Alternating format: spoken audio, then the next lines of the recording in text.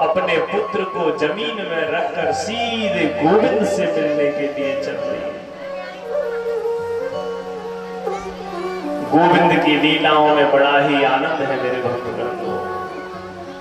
एक बार क्या हुआ पता है, एक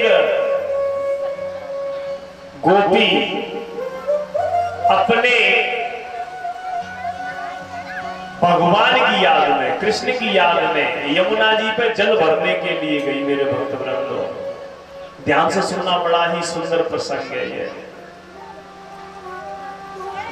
तो जैसे ही मटकी लेके यमुना जी के किनारे पहुंची, पानी भरने के बाद खड़ी है और खड़ी होके सोच रही है कुछ। इधर से मेरे नारद जी आए। नारद जी ने आकर देखा कि ये गोपी क्या सोच रही है। बड़ा ध्यान देने का प्रसंग है। नारद जी ने आगे पूछा, अरे गोपी, तुम यहां अकेले बहुत देर से खड़ी हुई क्या सोच रही हो? गोपी ने कहा, बाबा प्रणाम, मैं क्या बताऊं, मैं बड़ी विषम परिस्थिति में फंसी हुई हूं। बाबा ने कहा, क्या बात हो गई? बोले, बाबा मैं ये सोच रही हूं कि इस कृष्ण कन्हैया को, इस सांवरे को अपने चित्त से बाहर कैसे निकालूं। नारद जी बोले, वाह, जिस परम पिता परमेश्वर को, जिस कृष्ण को, जिस कन्हैया को बड़े बड़े संत महामुनि सभी देवी देवता अपने चित्त में बसाना चाहते हैं, और ये गोपी कितनी पागल है कि उस परमात्मा को चित्त से निकालना चाहती है। गोपी ने कहा, बाबा मैं तुम्हें क्या बताऊं, ये कृष्ण मेरे चित्त में, मेरे मन में ऐसे चिपक गया है कि निकलने का नाम ही नहीं लेता है। बाबा तुम ना जानो ये गोपी की हालत कैसी है। जैसे ही सास ने कही, ए बाबरी, गैया धोए के नहीं हो।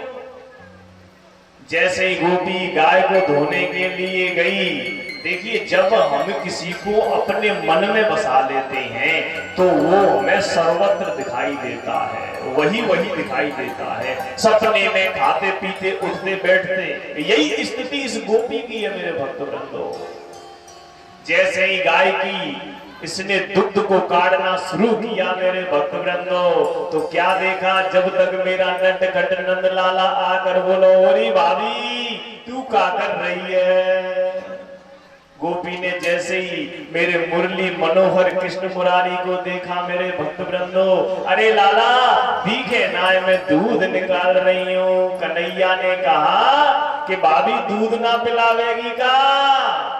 आज मेरे भक्तवृंदो, गोपी ने क्या किया, एक बार भी विचार नहीं किया, अरे लाला तो दूध ना पिलाऊं तो कौन पिलाऊं। तुरंत आज मेरे गोविंद ने मुंह खोल दिया और गोपी बाल्टी में तो दूध को निकाल नहीं रही है, सीधे नंद लाला के मुंह में धार मारना शुरू कर दिया मेरे भक्तवृंदो।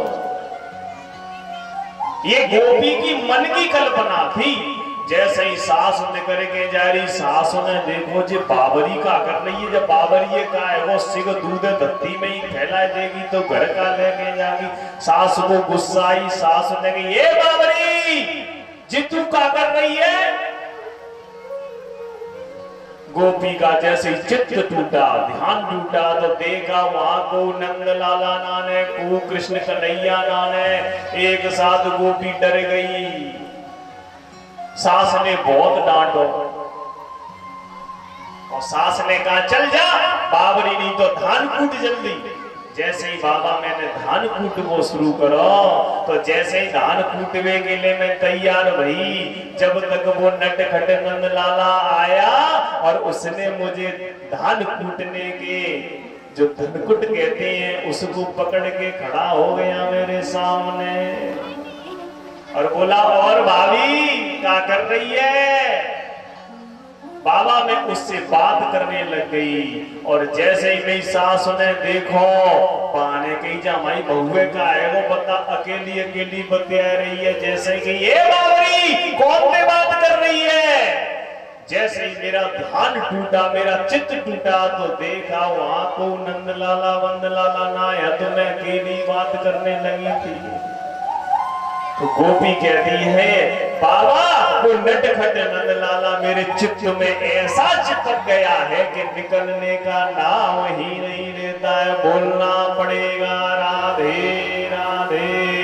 नारद जी ने गोपी के चरण छुए और कहा गोपी तू धन्य है, जिस परमात्मा की एक झलक पाने के लिए लोग कई वर्ष तपस्या करते हैं और वो तेरे चित्त में बैठ गया है और तू उसे निकालने का सोच रही है। ऐसी थी मेरे भक्तवृंदो गोपी।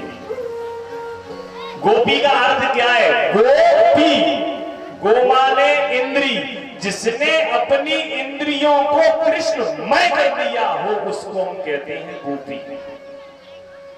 कई लोग कह देते हैं सामान्य लड़कियों से या कन्याओं से बोल देते हैं गोपी। देखिए मेरे भक्तवृंदो, गोपी की चरणों के रज धूल के बराबर भी नहीं है हम। जिस दिन हमें गोपियों की चरण धूल मिल जाएगी उस दिन ये समझ लो हमारे अंदर सामरे का प्राप्त हो जाएगा। आज यही स्थिति है मेरे भक्तवृंदो गोपियों की।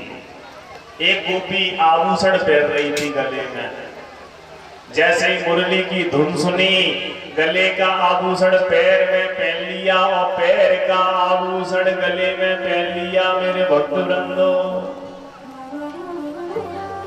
एक गोपी कपड़े पहन रही थी मेरे भक्तवृंदो, लहंगा पहना और जैसे ही बांसुरी की तान सुनी ओढ़ने को वहीं की वहीं पड़ा, छोड़कर सीधे गोविंद के लिए मिलने के लिए चल रही। इतना ही नहीं मेरे भक्तवृंदो, एक गोपी अपनी आंख में काजल लगा रही थी और जैसे ही गोपी ने मुरली की आवाज सुनी तो एक आंख में ही काजल लगा के मेरे कन्हैया जी से मिलने के लिए चल दी। मेरे भक्तवृंदो देखिए, मेरा कन्हैया किसी का रूप नहीं देखता है, ना वो ये देखता है कि सुंदर है तभी भगवान प्रसन्न होंगे। सुंदर क्या होना चाहिए? चित्त होना चाहिए, मन सुंदर होना चाहिए। देखिए, संसार के लोगों के लिए सुंदरता जरूरी है, वही देखते हैं। अच्छा, लोग अगर ये कहें कोई काला व्यक्ति या काली लड़की हो तो विवाह की बात करे तो मना कर देते हैं, साहब थोड़ी गोरा होना चाहिए लड़का। लेकिन देखो भगवान की कृपा, बांके बिहारी के दर्शन करने के लिए एकदम काले हैं, देखे कि नहीं है? काले हैं फिर भी दुनिया दर्शन करने के लिए लाइन में लगी रहती है। मेरे भक्तवृंदो, भगवान कभी ये नहीं देखता कि ये बढ़िया